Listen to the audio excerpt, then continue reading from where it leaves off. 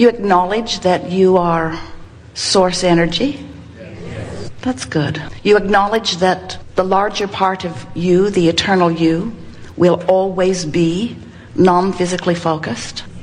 You acknowledge that a part of you has projected into this physical body, and that there are therefore two vantage points of you. In the past, you may have called that non-physical physical. That's a good way of describing it. Or dead or alive. Not so good. Sometimes you refer to that non-physical part of you as soul. We like to call it source. But the thing that we really want you to remember is that even though you are here in these magnificent bodies and you are beautiful beings, that the larger part of you is non-physical and is actively involved in that which you are. So much so that in every moment in time, you can feel the vibrational variance between those perspectives. The perspective of who you really are and the perspective that you are allowing here and now. So the source that was you is you, but was you before you that you think is you. I don't see why they don't understand it, Esther says. I just don't see why it's so hard to understand. Source energy you projects a part of yourself into this body. And here you are in the personality that you know as you. And in this personality, you are exploring the details of a leading edge environment, the details of the furthest most leading edge perspective in all of the universe. Here you are, leading edge creators in this leading edge body. And so, as you are exploring, as you are observing, as you are living, as you are enjoying, as you're not enjoying, as you are preferring, as you are discerning, as you are deciphering, as you are being in your bodies, you cannot help but come to your personal conclusions about what would be better in every moment. You just can't stop that deciding process. And in those decisions, whether you speak about them openly or not, you are at many levels of your being emitting, which is the predominant language of your being, vibrational rockets of desires and preferences. So even though you may not be complaining openly to someone, if something's bothering you, your complaint is there, but on the other end of that complaint, because every subject is two subjects, what is wanted and lack of it. When you find yourself on the lackful end of a subject, the discerning non-physical part of you launches a rocket of desire about what would be preferred. Every species evolves in just this way.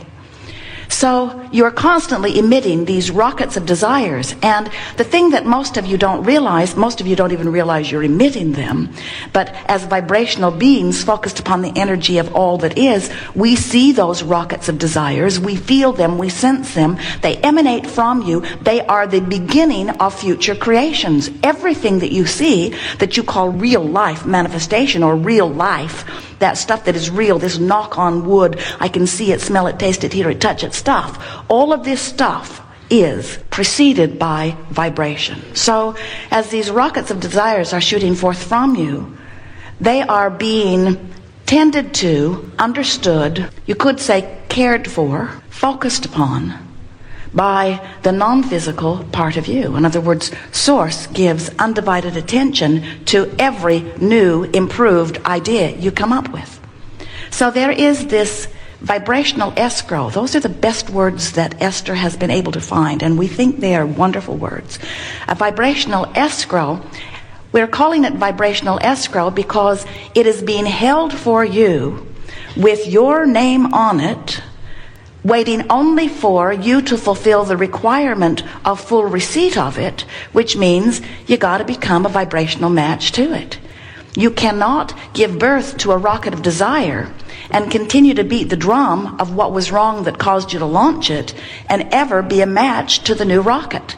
In other words, when you're sick, you send rockets of desire about wellness. And it is accurate to say that someone who has been sick has in their vibrational escrow a being who is more well than that being was before they were sick. Because more attention has now been put upon the request for wellness. There are 3 steps to the creation process, whether you are physical or non-physical. The 3 steps to the creation process for the becoming of anything desired are: first, you have to figure out you want it. Life causes that. That's the asking part. When life causes you to ask, that's step 1. You don't have to work at step 1. Life causes that to happen. You don't have to get up every morning and say, let's see, what will I go ask for today? When someone flips you off in traffic, you ask. When you don't have enough money in your bank account, you ask. When your body feels diminished in some way, you ask.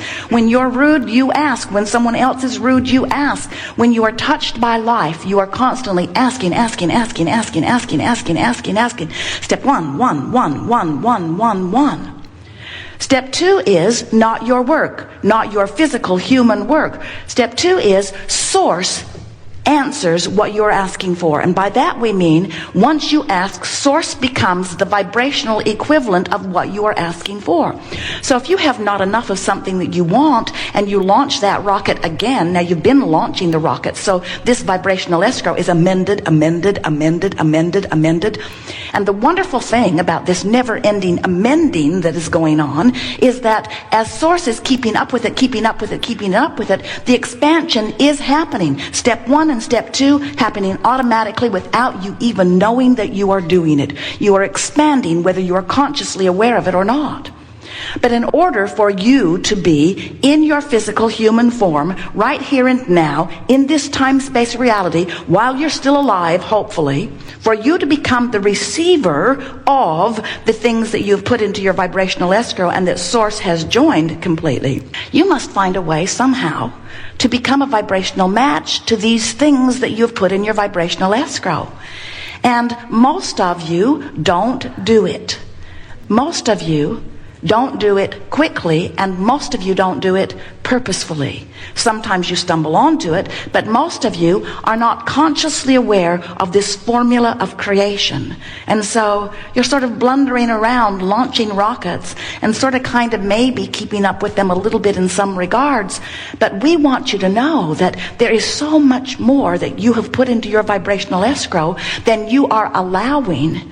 And when you start working on step 3, deliberately and consciously, when you deliberately begin to tune yourself to the vibrational frequency of what's over there in your vibrational escrow, then you come into alignment. Then you become a blended being. Then you raise the vibration of your beingness. Then you fulfill your reason for being. Then you are a vibrational match to the expanded you. And the reason that that is so important is because you can't help but constantly expand. And when you expand, you got to keep up with it. You're a little bit like a two-headed monster, and we just want both heads to get going in the same direction. In other words, every time you feel negative emotion of any kind, this is what it always means. Life caused you to expand. You took step 1 many times. Source answered. Step 2 is in place. But if you're feeling negative emotion, it always means you, in your current thought, while the negative emotion is present, you are not a vibrational match to what you've already put there. In other words, you expanded and you're not up to speed with it. There's a vibrational gap between who you have become and who you're letting yourself be.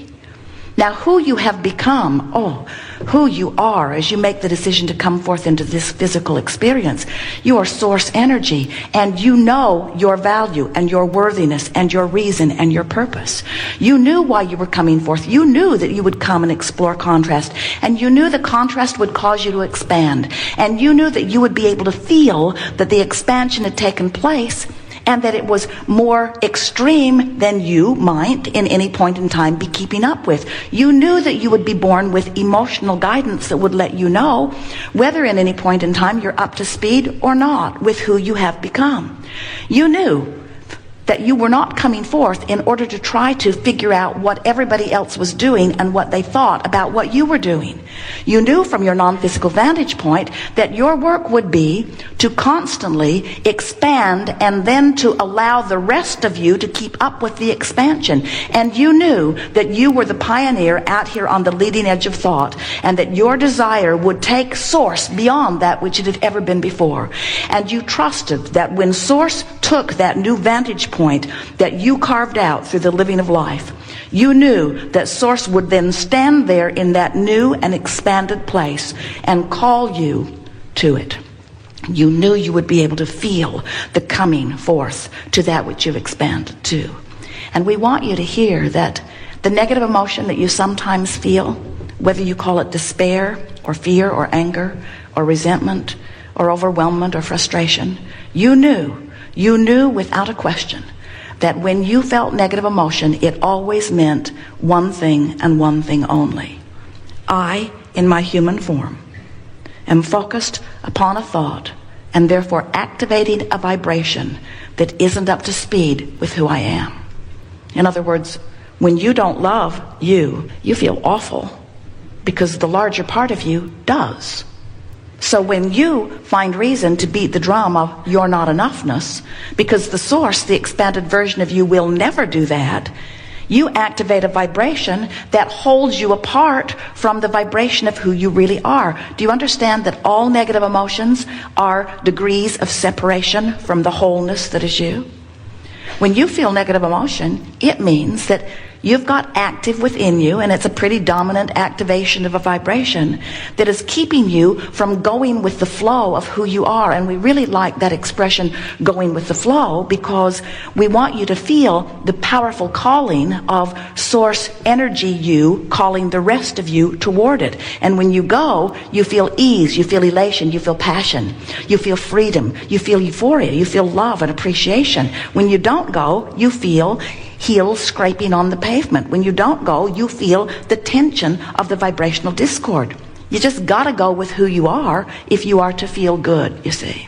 So, we want you to realize that as life causes you to expand, and Source is there in that vibration of expansion, calling you forward, we want you to understand how it is that that happens.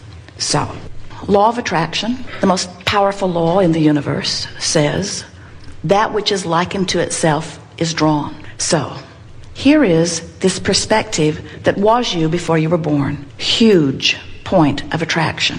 Eternal. Law of attraction, responding to it. Responding to the clarity, the goodness, the wholeness. Law of attraction responding powerfully to this Source energy you. This eternal core, soul, good Source you. Law of attraction, responding to that. Feel the power of that. Now, part of you projected here, and the law of attraction is responding to this too. So here is law of attraction responding to who you are, you eternal being. And here is law of attraction responding to who you are in your physicalness. So as you beat the drum of something that says, I am not good enough, law of attraction responds to that and brings you things like it. The thing we want you to feel, though, is that when law of attraction is responding to this vibrational stance, and law of attraction is responding to this vibrational stance, it causes the sensation of separation within you. And that is what every single time negative emotion is. It's just you activating within you something that defies who you really are and what you really know. When life lets you know that you want more money and you send off rockets of desires all day, every day for many, many, many, many, many years, there is a veritable fortune amassed for you. And as you turn your attention toward the idea of that, you come into alignment with something that you have incrementally put there. But when you focus upon something that gives you reason to acknowledge that right now there's not enough of this thing that you want, in that attention to the absence of what you have given birth to and what Source has tended, you feel the separation of the vibration. You feel the emotional indicator of what you're doing vibrationally. Now, we think it is the most wonderful thing in the world when you catch on to the fact that first you are Source, and next that you are Source and physical, and next that you have these two vibrational points of relativity that are playing off of one another all the time, and next that you realize that negative emotion always means you're not up to speed with who you are in this moment. But most important, we think it is wonderful when you acknowledge that the emotions that you feel are vibrational indicators. How good is that? To know that your feeling is your clear indication that something is screwy in the vibration. And once you understand that, then you can begin to do something about bringing yourself into alignment and not only achieving the resolution of the indicator, which is an improved emotion, but then the manifestation must follow too.